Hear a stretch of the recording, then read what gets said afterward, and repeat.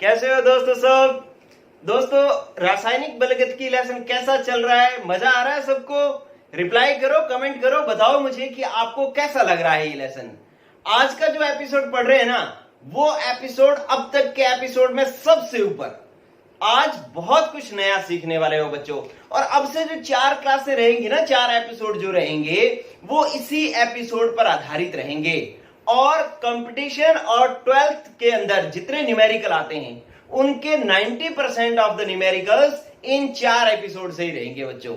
ठीक है, शुरू कर रहे हैं आज का एपिसोड जिसका नाम है शून्य कोटि अभिक्रिया। इसकी हम करेंगे समाकलित वेग समीकरण ज्ञात करेंगे बच्चों।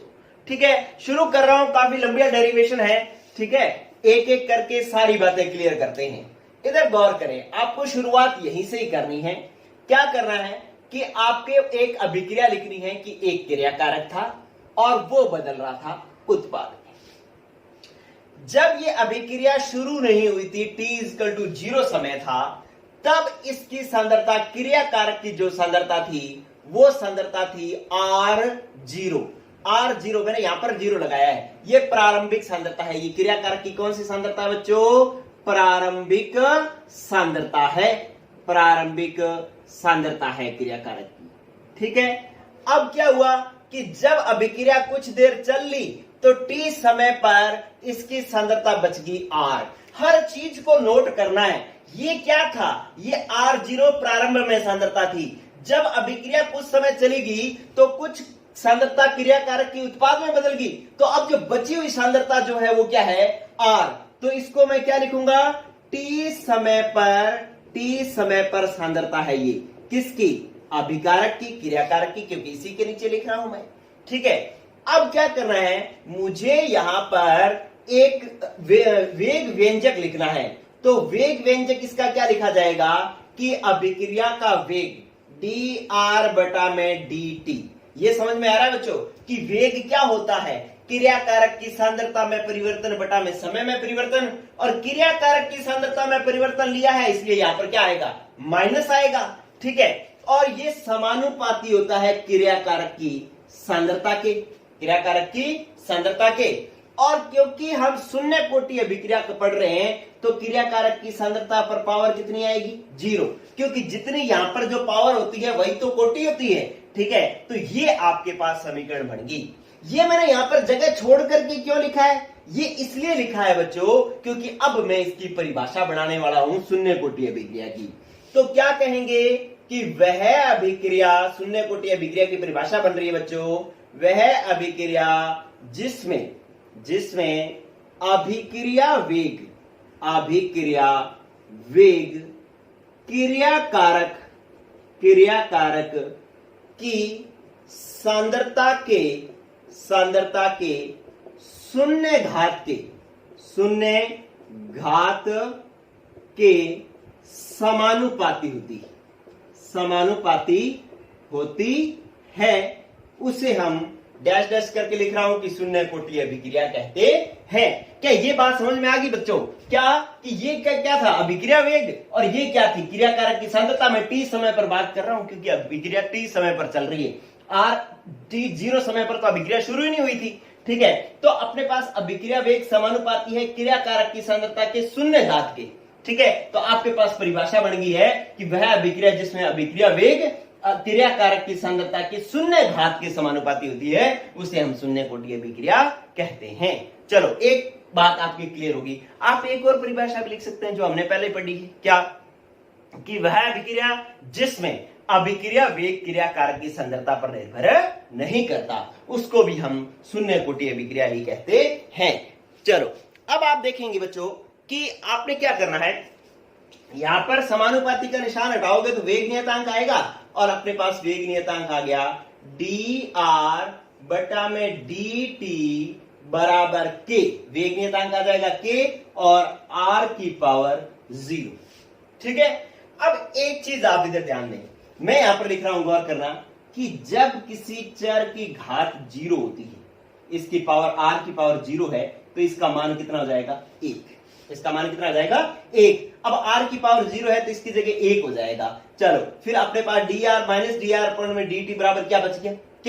और dt को तिरछा गुणा कर लेंगे तो क्या बन जाएगा। चाहे तो आप पहले यहां पर लिख करके देख लो। देखो जितना आपको जो जो चीज समझ में नहीं आए उसको पूरा लिखना है। आप यहां पर लिख लो, आपने लिखा, इसका मतलब ये बात बन गई कि डी आर अपॉन में डी टी इक्वल टू क्या बच गया, के। क्यों बच गया, क्योंकि यहां पर जो r की पावर 0 थी तो उसका मान कितना हो जाता है, 1 हो जाता है। चलिए ये एक स्टेप हो गया। नेक्स्ट स्टेप आप क्या करो कि dt को तिरछा गुणा कर लो। तिरछा गुणा कर लोगे तो ये क्या बन जाएगा, माइनस डी आर बराबर के डी टी। ठीक है, अब ये माइनस को आप इधर भी कर सकते हो क्योंकि इस समीकरण को माइनस से गुणा करोगे तो ये डी आर बराबर हो जाएगा माइनस के डी टी। ठीक है, अब इस समीकरण का क्या करना है आपको, इस समीकरण का समाकलन करने पर, समाकलन करने पर, क्योंकि आप क्या निकाल रहे हो, समाकलित वेग समीकरण निकाल रहे हो। एक चीज जो मैंने ये लिखी है ना बच्चों, ये भी आपके पास ध्यान रखना। ये जो पॉइंट आया है, ये समीकरण जो आई है, ये भी इंपॉर्टेंट है। ये क्यों इंपॉर्टेंट है, क्योंकि इसको हम अवकलित वेग समीकरण कहते हैं। अवकलित वेग समीकरण, ठीक है। कई बार पेपर में पूछा जाता है, मैं आपको क्वेश्चन करवाऊंगा तब बताऊंगा कि ऐसे ये जो लिखा होता है ये अवकलित वेग समीकरण होती है।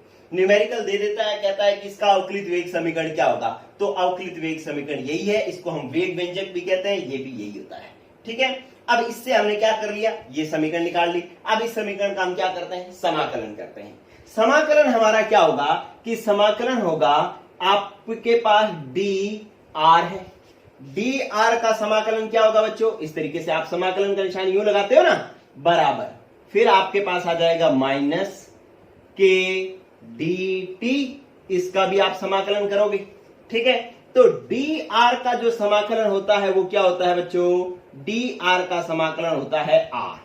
ठीक है, डी एक्स का समाकलन एक्स होता है ना, तो डी आर का समाकलन क्या हुआ फिर, आर। ठीक है, आपको इतना ये समाकलन अवकलन इसमें थोड़ा बहुत आना चाहिए, बस थोड़े बहुत फॉर्मूले हैं, इतने जितने मैं बता दूंगा। किसी को आता है समाकलन तो ठीक है, नहीं आता तो भी ठीक है। क्यों, क्योंकि उसको समझ में आ रहा है ना यार, मैंने बता दिया, नहीं आता था कोई बात नहीं, अब तो मैंने बता दिया, अब आने लग जाना चाहिए। क्या कि मैंने कह दिया डी आर का समाकलन क्या होता है, आर होता है। अब आप ध्यान रखना आगे से। ठीक है, चलिए अब आप देखो कि ये माइनस के कोई भी नियतांक जो होता है ना, के क्या है, नियतांक। नियतांक का समाकलन होता ही नहीं है, वो जो होता है वही मान आता है। तो ये के तो के का के रह गया। तो अब समाकलन सिर्फ किसका हुआ, dt का। और dt का समाकलन, जैसे dr का समाकलन r था तो dt का समाकलन क्या होगा, t। तो इसका मतलब ये बन गया r बराबर माइनस के t। चलिए ये बात होगी। क्या ये दोनों बातें समझ में आ गई। जो कई बच्चे ऐसे हैं जिन्होंने 11th अच्छे से नहीं की, जिनके पास मैथ्स नहीं है, या कई लोग ऐसे जिन्होंने फिजिक्स अच्छे से नहीं की, क्योंकि अवकलन समाकलन फिजिक्स में भी है। ठीक है, तो वो बच्चे इसको अच्छे से समझ लें। डी आर का समाकलन हो गया आर, नियतांक का समाकलन होता नहीं, ये एज इट इज बाहर आ गया, और डी टी का समाकलन हो गया टी। जब हम किसी का समाकलन करते हैं ना, तो यहां पर एक नियतांक आता होता है आई। नियतांक क्या आता है, आई। कई लोग यहां पर सी भी लगाते हैं। ठीक है, मैं यहां पर आई लगाता हूं कि आई बराबर यहां पर क्या है कि आई है समाकलन नियतांक। आई क्या है बच्चों, समाकलन नियतांक। जब किसी समीकरण का समाकलन किया जाता है तो लास्ट में उसका एक नियतांक आता है जिसको हम समाकलन नियतांक कहते हैं। ठीक है, ये समाकलन नियतांक आ गया आपके पास आई। अब क्या करना है बच्चों, ये समीकरण बना लो आप। इस समीकरण को लिख दो समीकरण नंबर 1। ये लो, ये समीकरण नंबर होगी हमारे पास 1। ठीक है, अब देखना बच्चों क्या करना है, अपने को आई का मान याद करना है। आई का मान समाकलन नियतांक का। एक बात गांठ बांध लो बच्चों, अभी हम क्या करेंगे, प्रथम कोटि अभिक्रिया भी करेंगे। आज जीरो कोटि कर रहे हैं, कल प्रथम कोटि भी करेंगे, फिर जब आप फर्स्ट ईयर में जाओगे आप द्वितीय कोटि भी करोगे। तो उसके अंदर जब ये समाकलन नियतांक आया करेगा ना, तो इसका मान हमेशा ही अपने t=0 समय पर निकालते हैं। t बराबर 0 समय पर i का मान निकालते हैं। तो आप यहां पर क्या लिखोगे, आपको ये लिखना है कि यदि i बराबर क्या हो, यदि t बराबर क्या हो, 0। ठीक है, तो आपके पास t बराबर t था, अब क्या हो गया, t बराबर 0। तो t बराबर 0 हुआ तो r बराबर क्या हो गया, r0। अरे गौर करो, मजा आ रहा है ना बात का। क्या कि देखो t बराबर t था, अब t बराबर 0 कर दोगे तो r बराबर भी तो r 0 हो जाएगा। ठीक है, तो मैंने t बराबर 0 किया तो मेरे पास हो गया r बराबर भी हो गया क्या, r 0। क्या हो गया, r बराबर हो गया r 0। मजा आना चाहिए बात का। ये r क्या बन गया, r 0 बन गया। t क्या बन गया, t 0। क्या कर रहे हैं, i का मान ज्ञात कर रहे हैं। अब ये जो t और r का मान ना समीकरण 1 में रखना है अपने को। ठीक है, तो आप क्या कहोगे, t व r का मान समीकरण 1 में रखने पर, समीकरण 1 में रखने पर। ठीक है, तो समीकरण 1 में रखेंगे तो अपने पास क्या बात बन जाएगी, इधर गौर करो। चलिए देखो, r की जगह आप क्या लिखोगे, r की जगह आ जाएगा r 0, तो आप लिख दिए बच्चों r 0 बराबर, अब बराबर माइनस के t का मान कितना है बच्चों, t बराबर क्या है 0, तो t की जगह आ गया 0 प्लस i का मान अपने i रख दिया। ठीक है, तो अब आप माइनस के इंटू 0, ये तो पूरा हो गया 0, तो i बराबर क्या हो गया, i बराबर हो गया r0। i बराबर क्या हो गया बच्चों, r0। ठीक है, अब आपको क्या करना है बच्चों कि इस i का मान समीकरण 1 में रखना है। ठीक है, तो आप क्या करोगे, i का मान, समाकलन नियतांक का मान समीकरण 1 में रखने पर। जो तो बच्चे दिल से पढ़ रहे हैं ना, सच में जो पढ़ रहे हैं, उनको कहानी समझ में आ गई कि यार मेरे को पहले ऐसे समीकरण बनानी है, बाद में समाकलन करूंगा तो समाकलन नियतांक आएगा, इसका मान मुझे t0 समय पर निकालना है, t0 समय पर r भी r0 हो जाएगा। ये मान रख करके क्या आ जाएगा, i का मान आ जाएगा, और जो i का मान आएगा वो वापस इसी समीकरण में रखना है। ठीक है, तो अभी i का मान क्या है, r0, तो इस i की जगह हम रख देंगे r0, तो बात बन जाएगी, क्या बन गई, देखो आपके पास बात बन गई r बराबर, ये अपने पास है r, और r बराबर माइनस के t और प्लस i की जगह क्या आ जाएगा, r0। क्या आ जाएगा, r0, r हो जाएगा 0। ठीक है बच्चों, तो ये आपके पास समीकरण बन गई। इस समीकरण का उपयोग, ये भी समीकरण जो है, इसको मैं समीकरण 2 कर लेता हूं, ये इंपॉर्टेंट है। एक बार ये समीकरण 2, ये इंपॉर्टेंट है, अभी काम में आएगी थोड़ी देर बाद। चलिए अब अपने क्या करते हैं, इस समीकरण को फिर माइनस से गुणा कर देते हैं। माइनस से गुणा करेंगे तो ये हो जाएगा माइनस r0, माइनस r, इसको माइनस से गुणा करेंगे तो माइनस, और ये माइनस को माइनस से गुणा करेंगे तो प्लस के टी, और प्लस को माइनस से गुणा करेंगे तो माइनस, और r0। ठीक है बच्चों, ये हो गया r0। अब आपको क्या करना है, r0 को इधर लाना है। इधर लाओगे तो ये माइनस का r0 किसका बन जाएगा, प्लस का r, तो आपके पास हो जाएगा kt बराबर प्लस का r0, और ये माइनस का क्या रहेगा, r, माइनस का क्या रहेगा, r। ठीक है, अब आपको k का मान निकालना है, तो k का मान हो जाएगा, k बराबर हो जाएगा आपके पास r0 माइनस r बटा में t।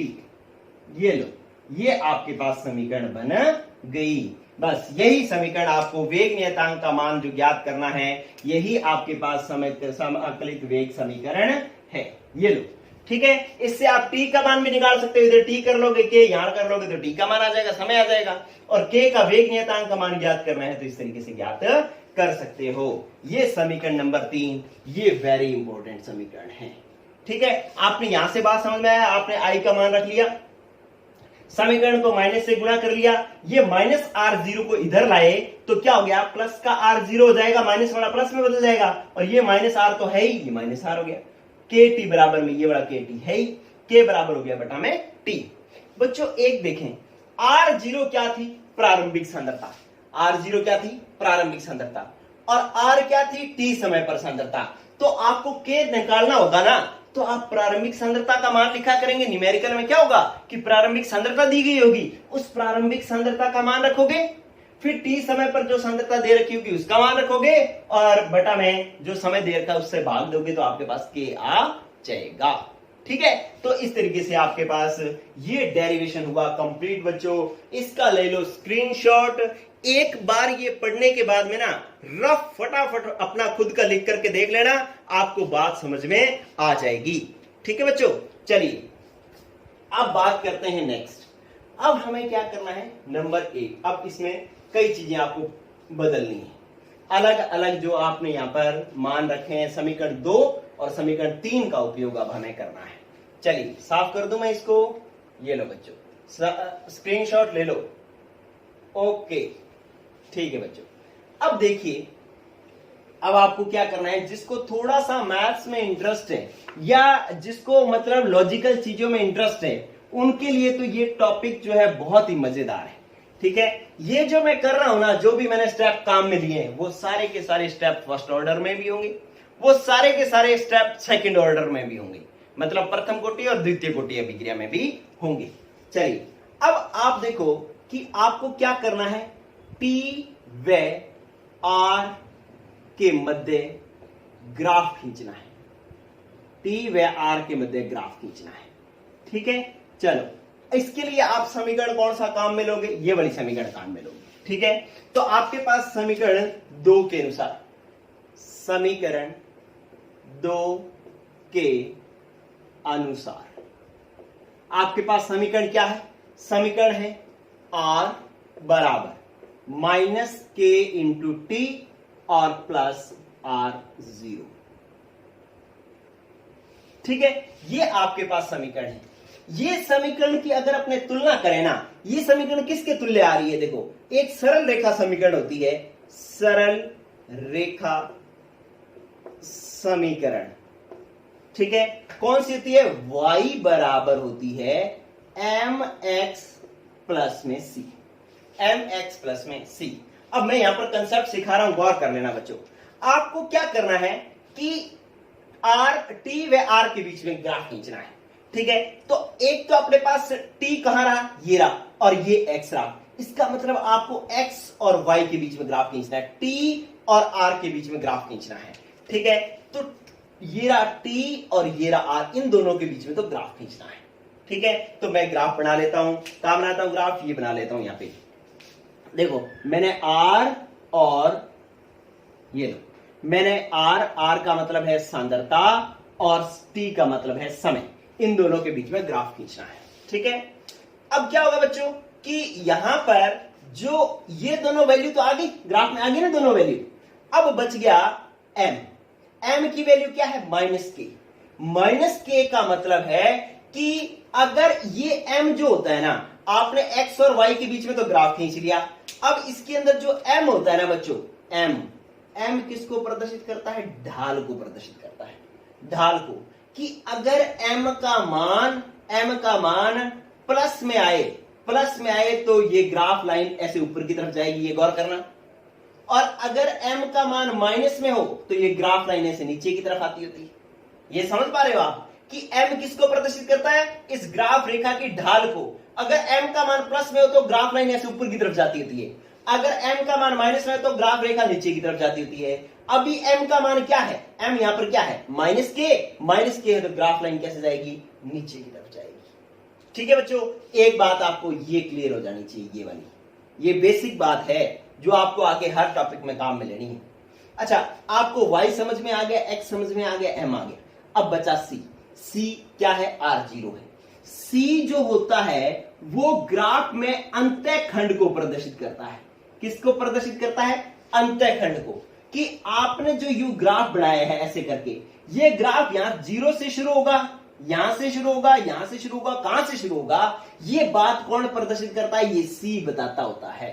ठीक है, अगर किसी समीकरण y बराबर mx ही हो, यहां पर c का मान हो ही नहीं, यदि यहां पर c का मान हो ही नहीं तो इसका मतलब है ग्राफ 0 बिंदु से शुरू होगा यहां से। लेकिन अगर c का मान कुछ है तो ग्राफ ऊपर से शुरू होगा, चाहे यहां से हो, चाहे यहां से हो, जहां से भी हो, इसमें ऊपर से शुरू होगा, 0 बिंदु से शुरू नहीं होगा। अभी हमारे पास c का मान है ना, क्या है, R0 है।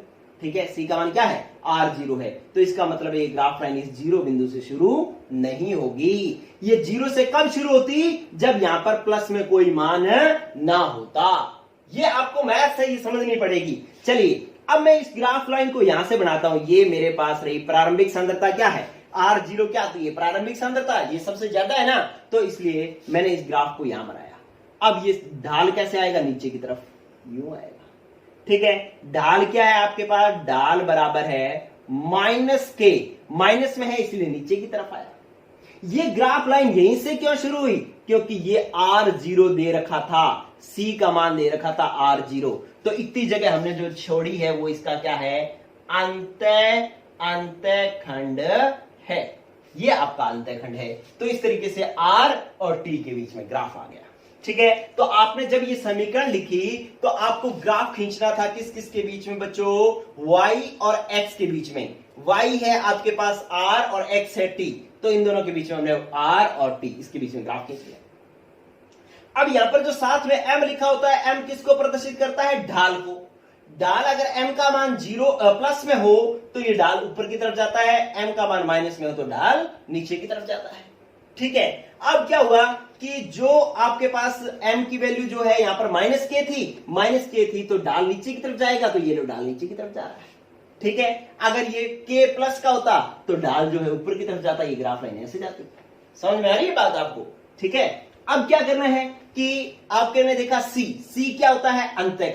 अंतःखंड। ये इसका ये जो मान है ना, ये वाला प्लस में जो लिखा होता है मान, ये मान ये प्रदर्शित करता है कि ग्राफ लाइन शुरू कहां से होगी? यहां से शुरू होगी, यहां से होगी, यहां से होगी, कहां से होगी? ठीक है, तो R0 का मान दे रखा था इसलिए ये ऊपर से शुरू हुई है। अगर R0 नहीं दे रखा होता, ये प्लस में C ना दे रखा होता, तो ये ग्राफ लाइन यहां से शुरू होती। तो ये जो है आपके पास ग्राफ बन गया है। ठीक है, आपके पास 12th बोर्ड में क्वेश्चन जो आता है वो आपको कह सकता है शून्य कोटि अभिक्रिया के लिए समाकलित वेग समीकरण ज्ञात कीजिए।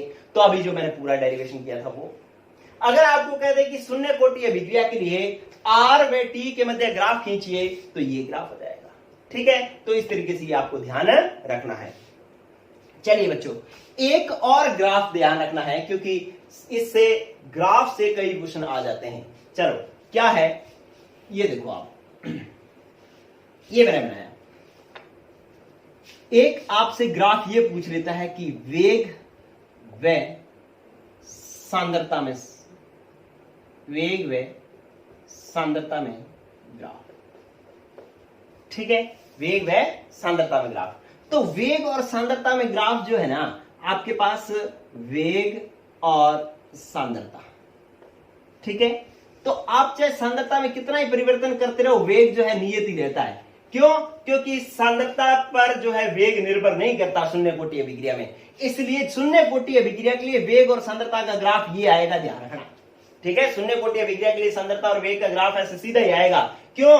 क्योंकि वेग सांद्रता पर निर्भर नहीं करता। ये भी थोड़ा सा आप ध्यान रख लेना, कई बार कुछ ऑप्शन में दे देता है तो आपको चेक करना होगा। चलिए, तो ये आपके पास दो ग्राफ हो गए। नेक्स्ट समझे आप बात, ये भी स्क्रीनशॉट ले लें बच्चों। ये चीजें जो मैंने लिखी है ना, बहुत ही जबरदस्त चीजें हैं, आपको जिंदगी भर काम में आएगी। चाहे आप 12th करो, चाहे आप BSc करो, MSc करो, ये चीजें आपको हमेशा ही काम में आने वाली हैं। चलिए देखो, इसके बाद नेक्स्ट शुरू करते हैं अपने। अगली बात जो आपने सीखनी है वो सीखनी है अर्ध आयु काल। क्या सीखना है? अर्ध आयु काल। बहुत जोरदार टॉपिक है, बहुत ही शानदार बात सीखने जा रहे हो आप। चलिए, क्या है अर्ध आयु काल?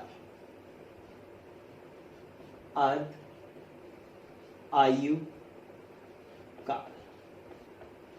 चलिए बच्चों, बहुत ही शानदार चीज क्या है कि आपके पास वही अभिक्रिया लिखनी है आपने कि R क्रियाकारक बदल रहा था उत्पाद में। ठीक है, T इजकल टू 0 समय पर, T इजकल टू 0 समय पर इसकी प्रारंभिक सांद्रता थी R0। जैसे ही अभिक्रिया होने लगेगी, क्रियाकारक उत्पाद में बदलने लगेगा। ठीक है, आप मान लो इसकी सांद्रता थी 10, वो ये थी 0। अब जैसे जैसे समय बदलेगा, ये 1 बनेगा, ये 9 बच जाएगा, ये 2 बनेगा, ये 8, ये 3, 7, 4, 6, 5, 5। ठीक है, तो आप देखो इसको 10 से 5 होने में ये कितनी बच गई? इसकी प्रारंभिक सांद्रता की आधी सांद्रता बच गई। इतना होने में इसको कुछ समय तो लगेगा ही ना, चाहे 10 मिनट लगे, 5 मिनट लगे, आधा घंटा लगे, 5 सेकंड लगे, इसकी प्रारंभिक सांद्रता को आधी होने में कुछ तो समय लगेगा ही। और जो समय लगेगा उसी को ही हम अर्ध आयु काल कहते हैं। क्या कहते हैं बच्चों? अर्ध आयु काल कहते हैं। तो ये 10 था, ये क्या है 5, मतलब 10/2 प्रारंभिक सांद्रता का आधा। तो ये हमारे पास थी प्रारंभिक सांद्रता R0, इसकी आधा मैं कैसे लिखूंगा? R0/2। अरे इसका आधा मैं क्या लिखूंगा, r0/2। और t आपके पास क्या हो जाएगा, t हाफ। t बराबर आप क्या लिखोगे, t हाफ। ठीक है, तो आपके पास पहले तो परिभाषा आपको समझ में आनी चाहिए। क्या, देखो ये आपके पास थी r0, क्या थी बच्चों, प्रारंभिक सांद्रता, प्रारंभिक सांद्रता थी। और ये r0/2 क्या हो गया, प्रारंभिक सांद्रता की आधी सांद्रता, प्रारंभिक सांद्रता की आधी सांद्रता। ठीक है, तो अब आपके पास परिभाषा बन गई है अर्धायुकाल की। बहुत बार पूछ लिया जाता है अर्धायुकाल क्या, जब आपके पास ये जो रासायनिक बलगतिकी लेसन है ना, इसके अंदर 28वां 29वां प्रश्न होता है और उसके अंदर क्या होता है कि 4 ऑप्शन दिए होते हैं। ठीक है, 4 जो है वो छोटे छोटे क्वेश्चन दिए होते हैं, उनमें से पहला क्वेश्चन कोई ना कोई एक परिभाषा होती है। तो उन परिभाषाओं में एक अर्ध आयुकाल भी परिभाषा पूछी जा सकती है। परिभाषा आप याद नहीं कर रहे हैं, आपको अगर मान लो ईमानदारी से पढ़ रहे हो तो आपको याद करने की जरूरत नहीं है। आपको देखो क्या है कि किसी अभिक्रिया में लगने वाला वह समय जिसमें क्रिया कारक की सांद्रता उसकी प्रारंभिक सांद्रता की आधी रह जाती है, उसको हम अर्ध आयुकाल कहते हैं। ठीक है, तो आपके पास अर्ध आयुकाल की क्या परिभाषा होगी कि किसी अभिक्रिया में, किसी अभिक्रिया में लगने वाला वह समय, लगने वाला वह समय जिसमें क्या हो कि क्रिया कारक की सांद्रता, क्रिया कारक की सांद्रता उसकी प्रारंभिक सांद्रता की, प्रारंभिक सांद्रता की आधी रह जाती है, सांद्रता की आधी रह जाती है, आधी रह जाती है, उसे अर्ध आयुकाल कहते हैं, अर्ध आयुकाल कहते हैं। ठीक है, मेरे पास कई बार बोर्ड की कॉपी आती है चेक करने के लिए, तो मैं देखता हूं कि उसमें अर्ध आयुकाल की परिभाषा क्या लिखते हैं कि क्रिया कारक की प्रारंभिक सांद्रता की आधी सांद्रता अर्ध आयुकाल कहलाती है, ऐसे बोल देते हैं बच्चों। अरे अर्ध आयुकाल समय है। ठीक है, आप कोई भी टॉपिक पढ़ो उसकी पहले एक पूंछ पकड़ दिया करो। पूंछ क्या है इस बात की, ये है कि यार जो अर्ध आयुकाल है ना, काल क्या है, समय है। ठीक है, तो आपको ये बात तो मेंशन करनी पड़ेगी कि किसी अभिक्रिया में लगने वाला वह समय जिसमें क्या हो, क्रिया कारक की सांद्रता उसकी प्रारंभिक सांद्रता की आधी रह जाती है, उस समय को अर्ध आयुकाल कहते हैं, ना कि आधी सांद्रता को अर्ध आयुकाल कहते हैं। ठीक है, तो ये आपके पास हो गया अर्ध आयुकाल। अब हमने देखना है कि शून्य कोटि अभिक्रिया में अर्ध आयुकाल कैसे निर्भर करता है। चलिए आप देखो कि आपके पास वेग नियतांक का सूत्र क्या था, k बराबर था r बराबर r0 माइनस r बटा में t। अब इसमें अपने को मान रखना है k तो k ही है, t बराबर क्या आ जाएगा, t हाफ। समय क्या हो गया, अर्ध आयुकाल हो गया t हाफ, और r0 तो r0 ही है, लेकिन अब r कितना हो गया, r अपने यहां पर लिखते थे ना, तो r क्या बन गया, r0/2। अर्ध आयुकाल में r क्या हो गया, r0/2 हो गया। अब ये दोनों मान अपने यहां पर रखें तो अपने पास क्या हो जाएगा, सूत्र हमारे पास हो जाएगा k बराबर r0 माइनस r की जगह क्या लिखेंगे, r0/2, r0/2, और बटा में t है, t के लिए क्या लिखेंगे, t हाफ। ठीक है, आपको निकालना क्या है, t हाफ, तो t हाफ क्या कर लो, तिरछा गुणा कर लो, तो आपके पास बन जाएगा t हाफ बराबर t हाफ इधर ले आए और यहां पर k इधर ले आए। ठीक है, अब r0 माइनस r0/2, ये एक r0, ये आधा r0, एक r0 में से आधा r0 निकल जाएगा तो कितना बचेगा, आधा r0। आधा r0 क्या होता है, r0/2, r0/2। ठीक है, तो ये अर्ध आयुकाल का इसके साथ में एक फॉर्मूला आ जाएगा। ठीक है, शून्य कोटि अभिक्रिया का अर्ध आयुकाल का सूत्र क्या हो गया, t हाफ बराबर r0/2k। ठीक है, ये कैसे आया कि आप एक r0 में से आधा r0 घटा लोगे तो क्या बचेगा, आधा r0। आधा r0 क्या होता है, r0/2। ठीक है, तो अब यहां से एक बात समझ में आ गई, क्या आपको समझ में आ गया कि यार ये तो नियतांक है, दो राशि भी एक नियत राशि है, इन दोनों को हटा देना तो आपके पास t हाफ समानुपाती हो जाएगा r0 के। ये एक और फॉर्मूला बन गया। इसका मतलब है शून्य कोटि अभिक्रिया में अर्ध आयुकाल प्रारंभिक सांद्रता के, क्रिया कारक की प्रारंभिक सांद्रता के क्या होता है, समानुपाती होता है। ठीक है, तो आपके पास एक बात आ गई कि अर्ध आयुकाल किसके लिए, शून्य कोटि अभिक्रिया के लिए प्रारंभिक सांद्रता के समानुपाती होता है। ठीक है, आपके पास जो प्रश्न आएगा वो किस प्रकार से आएगा, कहेगा कि सिद्ध कीजिए, प्रश्न क्या है, सिद्ध कीजिए कि शून्य कोटि अभिक्रिया में अर्ध आयुकाल उसकी प्रारंभिक सांद्रता के समानुपाती होता है। तो आप ये पूरी बात लिखेंगे, आप ये लिखोगे, सारी चीजें ये लिखोगे आप। ठीक है, तब आपको पूरे नंबर मिलेंगे। 2 नंबर का क्वेश्चन आ सकता है क्या, कि सिद्ध कीजिए कि शून्य कोटि अभिक्रिया में अर्ध आयुकाल क्रिया कारक की प्रारंभिक सांद्रता के समानुपाती होता है। ठीक है, तब ये सारी बात आप लिखोगे और आपका आंसर आ जाएगा। चलिए बच्चों, आपको मजा आया होगा कि आपने अर्ध आयुकाल की एक चीज सीख ली और उसका डेरिवेशन भी सीख लिया। चलिए अब इसका भी ले लो बच्चों स्क्रीनशॉट। फिर एक लास्ट बात जो है वो है इसके एग्जांपल्स, वो एग्जांपल्स मैं आपको और करवा देता हूं। चलिए कर दो इसको साफ। ओके, ले लिया स्क्रीनशॉट, गुड। चलो मजा आ रहा होगा बच्चों आपको, कितनी बढ़िया बातें आप सीख रहे हो, शानदार बातें सीख रहे हो। ठीक है ना, आप इन चीजों को इकट्ठा कर लोगे ना तो आपको फिर जिंदगी में कभी पछताने की जरूरत नहीं, आपको पीछे मुड़ करके देखने की जरूरत नहीं पड़ेगी कि भाई यार मेरा तो केमिस्ट्री आता नहीं है, मेरे को बेसिक नहीं आता, केमिस्ट्री बोरिंग है, ये सब चीजें भूल जाओगे आप। लेकिन आप उसमें इंटरेस्ट लो और ये मजेदार चीजें सीखते जाओ बस। ठीक है, और घबराना नहीं है, आपको ये नहीं सोचना कि यार मेरे को तो ये बेसिक नहीं आता, मेरे को समाकलन नहीं आता, अवकलन नहीं आता। मैं बताता जाऊंगा आपको, बस जब बता दूं ना तब उसको याद कर लेना कि यार ये ऐसा है।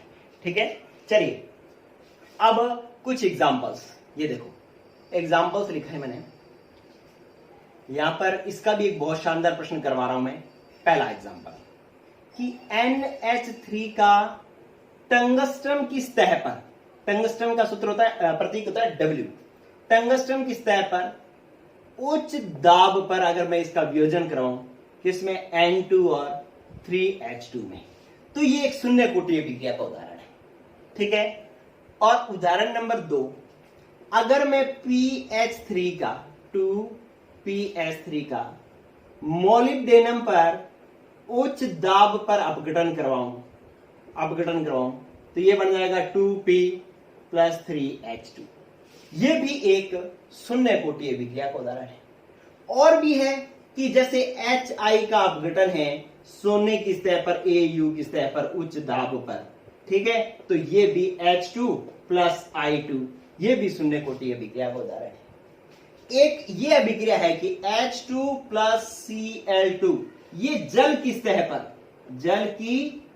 पर, इसमें भी आपको दाब क्या रखना है, स्थिर दाब पर। अब ये बन जाता है 2HCl, ये भी एक शून्य कोटि अभिक्रिया का उदाहरण है। ठीक है, वैसे तो देखो आप एक बात समझें, अभिक्रिया की कोटि एक प्रायोगिक मान है। अच्छे से बात जान लेना ये कि अभिक्रिया कोटि एक प्रायोगिक मान है, इसलिए पेपर में प्रश्न ऐसे नहीं आ सकता कि इस अभिक्रिया की कोटि क्या होगी। जब सांद्रता दे देगा, वेग में परिवर्तन दे देगा, तब तो हम कोटि निकाल देंगे। लेकिन सीधी कोई अभिक्रिया लिख करके क्या दे कि बताओ इसकी अभिक्रिया कोटि क्या है, तो ऐसे तो ये तो प्रायोगिक मान है, ऐसे निकाल नहीं सकते। तो ऐसा कोई क्वेश्चन आना नहीं चाहिए। लेकिन गौर कर लेना क्या कि ये जो एग्जांपल्स अपने को बुक में दे रखे ना बच्चों, जो बुक में दे रखे हैं वो अभिक्रिया वो आपको दे देगा और पूछ लेगा कि ये बताओ इस अभिक्रिया की कोटि क्या है। तो जो बुक में एग्जांपल्स दे रखे हैं वो आपको आने चाहिए। वो सारे एग्जांपल ध्यान रख लेना कि कौन सी किस कोटि का है। ठीक है, ऐसे सामान्य तो नहीं कहेगा कि कोई भी अभिक्रिया लिख दे रखा है बताओ इसकी कोटि क्या, ऐसा नहीं क्वेश्चन आएगा। लेकिन जो बुक में एग्जांपल दे रखे हैं वो सारी पता होनी चाहिए कि कौन सी किस कोटि की है, उसका तो एक आधा प्रश्न पक्का पूछा जाता है। ठीक है, तो ये ध्यान रखना। कुछ बात जो एक कोई भी एग्जाम और उदाहरण देख लो, मैं 5 उदाहरण और लिख रहा हूं कि जो उत्प्रेरकीय वियोजन जो है ना, वियोजन कि उत्प्रेरक की उपस्थिति में, जैसे यहाँ टंगस्टन की उपस्थिति में, मोलिब्डेनम की उपस्थिति में उच्च दाब पर ये जो वियोजन है ना, वो अधिकतम शून्य कोटि अभिक्रिया का ही उदाहरण होता है। ठीक है। एक जो एंजाइम उत्प्रेरित अभिक्रिया होती है, एंजाइम उत्प्रेरित अभिक्रियाएं जो होती हैं, वो भी अधिकांश जो है वो शून्य कोटि अभिक्रिया का उदाहरण ही होती हैं। तो इनको जो है आप ध्यान रख लेना कि एंजाइम उत्प्रेरित और उत्प्रेरित के वियोजन वाली अभिक्रियाएं शून्य कोटि होती हैं, और ये जो मैंने अभिक्रिया लिखी है ये भी क्या है, शून्य कोटि अभिक्रिया का उदाहरण है। चलिए अब मैं इसके अंदर एक क्वेश्चन करवा देता हूं, आपको बाकी के क्वेश्चन अपने आप समझ में आ जाएंगे। इसका स्क्रीनशॉट भी ले लेना बच्चों आप, ठीक है, ले लो इसका स्क्रीनशॉट ले लो। चलिए अब आप देखो इसका एक क्वेश्चन देखो, आप कहता है, क्वेश्चन समझो पहले, कहता है सिद्ध कीजिए कि टंगस्टन की सतह पर उच्च दाब पर अमोनिया का वियोजन एक शून्य कोटि अभिक्रिया है, एक शून्य कोटि अभिक्रिया है।